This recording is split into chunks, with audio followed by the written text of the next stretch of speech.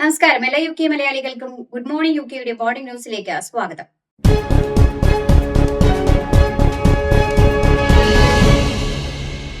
Palestine പ്രവർത്തനത്തെ പിന്തുണയ്ക്കുന്നത് തുടരുമെന്ന് എഴുത്തുകാരി സാലി റൂണി.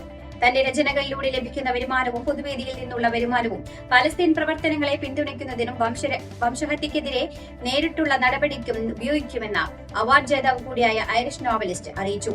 ഇത് തന്നെ UK നിയമപ്രകാരം ഭീകരതയെ പിന്തുണയ്ക്കുന്നവളായി കണക്കാക്കപ്പെടുകയാണെങ്കിൽ അതും താൻ സ്വീകരിക്കാൻ തയ്യാറാണെന്നും അവർ അറിയിച്ചു. പാലസ്തീൻ ആക്ഷൻ സാധാരണ പ്രതിഷേധ സംഘടനയല്ല, ഇടയ്ക്കിടെ നടത്തുന്ന ചെറിയ പ്രവർത്തനങ്ങളല്ല ഇവരുടെ രീതികൾ. അതിനാൽ തന്നെ നിരോധനം നീതിക്കർഹമാണെന്ന് ആഭ്യന്തര സെക്രട്ടറി എവൻ കൂപ്പർ വ്യക്തമാക്കിയതിന് പിന്നാലെയാണ് റൂണിയുടെ പരാമർശം. സോഷ്യൽ മീഡിയയിൽ ജനപ്രിയമായ സ്കേബിഡി, ട്രേഡ് വൈഫ് തുടങ്ങിയ സ്ലാങ്ങുകൾ ഉൾപ്പെടെ ആയിരക്കണക്കിന് പുതിയ വാക്കുകൾ ഇത്തവണത്തെ കേംബ്രിഡ്ജ് ഡിക്ഷണറിയിൽ ചേർക്കും. 6000-ലധികം പുതിയ വാക്കുകൾ ചേർക്കപ്പെടുമെന്ന് കേംബ്രിഡ്ജ് ഡിക്ഷണറി അധികൃതർ അറിയിച്ചു.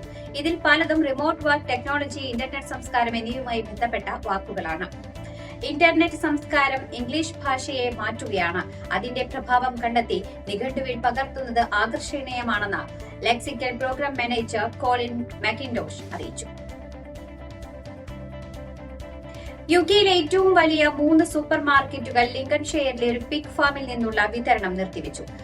മനുഷ്യാവകാശ സംഘടന രഹസ്യമായി ചിത്രീകരിച്ച ദൃശ്യങ്ങളിൽ തൊഴിലാളികൾ പന്നിക്കുട്ടികളെ ചവിട്ടുന്നതും പലകകളും പാഡൽസും ഉപയോഗിച്ച് അടിക്കുന്നതും കാണിച്ചതിനെ തുടർന്നാണ് നടപടി.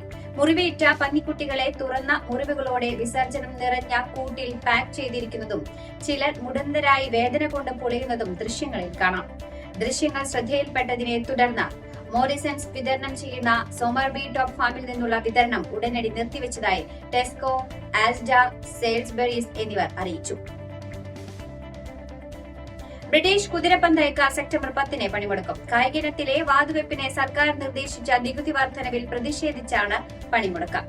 ആക്സ് ദി റേസിംഗ് ടാക്സ് ക്യാമ്പയിന്റെ ഭാഗമായി ലിങ്ക്ഫീൽഡ് പാർക്ക്, കാർലൈൽ, വുഡോക്സെറ്റ്, കെംപ്ടൺ പാർക്ക് എന്നിവിടങ്ങളിൽ ആ ദിവസം നടക്കാനിരിക്കുന്ന 4 മത്സരങ്ങൾ ബ്രിട്ടീഷ് ഹോഴ്സ് റേസിംഗ് അതോറിറ്റി മാറ്റിവെച്ചു. ആധുനിക ചരിത്രത്തിൽ ഇതാദ്യമായാണ് ഒരു കായിക ഇനം മത്സരത്തിൽ നിന്ന് സ്വമേധയാ മാറി നിൽക്കുന്നത്. വില്യം രാജകുമാരനും ഭാര്യ കെയ്റ്റും വിൻസർ കേറ്റ് പാർക്കിലെ പുതിയ വസതിയിലേക്ക് താമസം മാറ്റുന്നു. വിൻസർ കൊട്ടാരത്തിന് സമീപമുള്ള 8 മുറികളോട് കൂടിയ ഫോറസ്റ്റ് ലോഡ്ജിലാകും ഇനി രാജകുമാരന്റെയും കുടുംബത്തിന്റെയും താമസം. മക്കളായ ജോർജ്, ഷാർലറ്റ്, ലൂയിസ് എന്നിവരും ഇവിടെ തന്നെയാകും താമസിക്കുക. 4800 ഏക്കർ വിസ്തൃതിയുള്ള വിൻസർ കേറ്റ് പാർക്കിന്റെ മധ്യത്തിലായാണ് ഫോറസ്റ്റ് ലോഡ്ജ് എന്ന പേരിലുള്ള ഈ ആഡംബര വസതി സ്ഥിതി ചെയ്യുന്നത്. ചാൾസ് 3 രാജാവായി ചുമതലയേറ്റതു മുതൽ ഒഴിഞ്ഞുകിടക്കുന്ന ഈ വീട്ടിലേക്കുള്ള മാറ്റം പുതിയ അധ്യായത്തിന്റെ തുടക്കമാണെന്നാണ് കൊട്ടാരം വൃത്തങ്ങൾ അറിയിക്കുന്നത്. കെന്റിലെ ഒരു കാർ പാർക്കിൽ ഉണ്ടായ അപകടത്തിൽ 2 വയസ്സുള്ള ഒരു ആൺകുട്ടി മരണപ്പെട്ടു. ഒരാൾക്ക് ഗുരുതരമായി പരിക്കേറ്റു. ശനിയാഴ്ച വൈകുന്നേരം ഹാർബർ സ്ട്രീറ്റിന്റെയും ക്രോംവെൽ റോഡിന്റെയും ജംഗ്ഷനിലാണ് അപകടം ഉണ്ടായത്. അപകടത്തിൽ കുട്ടി സംഭവ സ്ഥലത്ത് വെച്ച് തന്നെ മരണപ്പെട്ടു. ഗുരുതര പരിക്കുകളോടെ ഒരാളെ ആശുപത്രിയിൽ പ്രവേശിപ്പിച്ചതായും പോലീസ് അറിയിച്ചു. സംഭവത്തിൽ അപകടകരമായ ഡ്രൈവിംഗ് കാരണം മരണത്തിന് കാരണക്കാരനായ 20 വയസ്സുള്ള ഒരാളെ സംഭവ സ്ഥലത്ത് വെച്ച് തന്നെ പോലീസ് അറസ്റ്റ് ചെയ്തതായും അറിയിച്ചു. അന്വേഷണം പുരോഗമിക്കുകയാണെന്നും പ്രതി കസ്റ്റഡിയിൽ തുടരുകയാണെന്നും പോലീസ് അറിയിച്ചു. ഇംഗ്ലീഷ് പ്രീമിയർ ലീഗിൽ ആഴ്സണലിനോട് തോൽവി വഴങ്ങി മാഞ്ചസ്റ്റർ യുണൈറ്റഡ്. ഓൾഡ് ട്രഫോർഡിൽ നടന്ന ആവേശകരമായ മത്സരത്തിൽ എതിരില്ലാത്ത ഒരു ഗോളിനാണ് ആഴ്സണൽ വിജയിച്ചത്. കളിയിൽ മാഞ്ചസ്റ്റർ യുണൈറ്റഡ് മികച്ചു നിന്നെങ്കിലും ഗോൾ കണ്ടെത്താൻ കഴിയാത്തത് തിരിച്ചടിയായി. ഛത്തീസ്ഗഡിലെ ബിജാപൂർ ജില്ലയിൽ മാവോയിസ്റ്റ് ആക്രമണത്തിൽ ഒരു ജവാന് വീരമൃത്യു, 3 പേർക്ക് പരിക്ക്. IED പൊട്ടിത്തെറിച്ചുണ്ടായ അപകടത്തിലാണ് ജവാന് ജീവൻ നഷ്ടമായത്. ജില്ലാ റിസർവ് ഗാർഡ് ജവാനാണ് വീരമൃത്യു വരിച്ചത്. തിരുവനന്തപുരത്ത് സ്കൂൾ കുട്ടികളുമായി വന്ന വാൻ കുഴിയിലേക്ക് വീണ അപകടത്തിൽ വാനിലുണ്ടായിരുന്ന 32 കുട്ടികൾക്ക് പരിക്കേറ്റു.